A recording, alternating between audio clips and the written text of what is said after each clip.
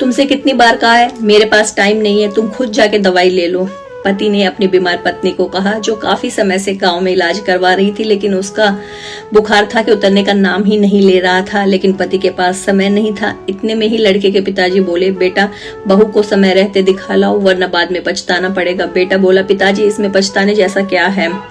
तो पिताजी बोले, बेटा जब तू छोटा था, जब तेरी माँ बीमार पड़ गई थी, वो भी मुझे बोलती थी कि मुझे शहर के किसी डॉक्टर से दिखा लाओ, क्योंकि गांव में नीम हकीम से दवाई लेते लेते उसे बहुत समय हो गया था, लेकिन उसका बुखार था कि उतरने का नाम ही नहीं ले रहा था।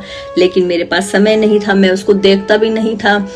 ऐसे ही 4 महीने निकल गए उसको दवाई लेते लेते। अचानक एक दिन रसोई में वो बेहोश होकर गिर पड़ी। तब मैं भाग के उसे डॉक्टर के पास लेके गया शहर, लेकिन ले जाने में बहुत देर हो चुकी थी। डॉक्टरों ने कहा, आपकी पत्नी को लीवर में कैंसर है, उनकी गांठ सारी शरीर में फैल चुकी है, अब उनका इलाज असंभव है। मैंने हर अच्छे से अच्छे डॉक्टर को दिखाया, लेकिन फिर इलाज नहीं हो पाया, इसलिए समय रहते तो अपनी पत्नी को ले जा। इतने में ही लड़के की आंखें खुल जाती हैं। वो तुरंत अपनी पत्नी को शहर अस्पताल ले जाता है, उसका इलाज कराता है।